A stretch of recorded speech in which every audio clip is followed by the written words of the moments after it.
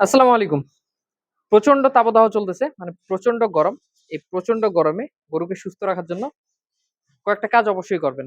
১, গরুকে প্রতিদিন গোসল করাতে হবে। যদি পারেন বর্তমান যে পরিমাণ গরম চলতেছে, পারলে ২ বার করে গোসল দেওয়ার চেষ্টা করবেন। অর্থাৎ সকালে ১ বার, বিকালে ১ বার। দিনে ২ বার গোসল দিবেন।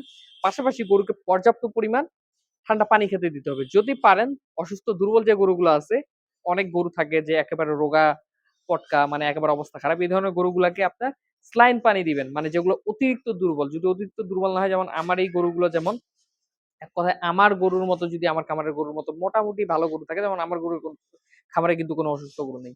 এই ধরনের গরুর জন্য শুধু ঠান্ডা পানি যথেষ্ট কিন্তু দুপুরে অবশ্যই পর্যাপ্ত পানি দিবেন। কারণ দুপুরবেলা যে পরিমাণ রোদ পড়ে আর গরম পড়ে গরুর খামারের অবস্থা খারাপ হয়ে যায়। এজন্য আমরা যেটা করব দুপুরে পর্যাপ্ত পরিমাণে ঠান্ডা ফ্রেশ পানি খেতে দিব। ওই ফ্রেশ পানিতে কোনো প্রকার খাবার বা কোনো কিছু দেওয়ার দরকার নেই। ডিরেক্ট পানিটা দিবেন এখানে লবণও দেওয়ার প্রয়োজন নেই। তার ইচ্ছা হলে সে খাবে, ইচ্ছা না হলে খাবে না। তার যদি পানি পিপাসা পায় সে নিজে থেকেই খাবে। আর যদি পিপাসা না পায় খাবে না, আপনার জোর করারও কোনো প্রয়োজন নেই। বাট গোসল অবশ্যই ২ বার করে দিবেন। আর সুস্থ রাখার জন্য ওই যে বললাম দুপুরবেলা ঠান্ডা ফ্রেশ পানি দিবেন। এই ২ টা কাজ অবশ্যই করবেন। এই ২ টা কাজ যদি করেন এই গরমে আপনার গরু অসুস্থ হবে না ইনশাআল্লাহ। যেমনটা আমার এই তীব্র গরমেও কিন্তু কোনো গরু এখন পর্যন্ত অসুস্থ হয়ে পড়েনি বা অসুস্থ হচ্ছে না। বাট আমাদের উত্তরবঙ্গে প্রচন্ড তাপদাহ চলতেছে যেটা বলার মতো না।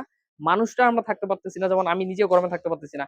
গরুগুলা কিভাবে থাকবে বলেন? তাদের তো চামড়া আরো মোটা। তারা তো আরো মনে করেন যে আপনার উপরে পশম-টশম তাদের গরমটা আরো বেশি। এইজন্য আমাদের মিনিমাম ২ বার ভাই গরুকে গোসল দিতে হবে। যদি খামারে ফ্যানের ব্যবস্থা থাকে তাহলে থাকলো।